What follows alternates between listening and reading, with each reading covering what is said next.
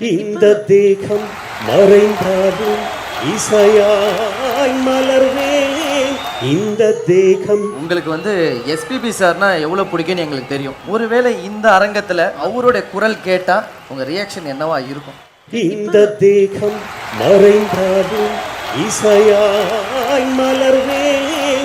இந்த தேகம் மறைந்தாலும் இசையாய் மலர்வேன். கேளாய் பூமனமே சங்கீத மேகம் தேன் சிந்தும் நேரம் ஆகாயம் பூக்கள் தூவும் காலம். நாளை என் கீதமே என்றும் உலாவுமே என்றும் விழாவே என் வாழ்விலே. நீங்க ராமு, ரொம்ப சந்தோஷம். எப்படி இருக்கீங்க? நல்லா இருக்குமா? ரொம்ப சந்தோஷம்.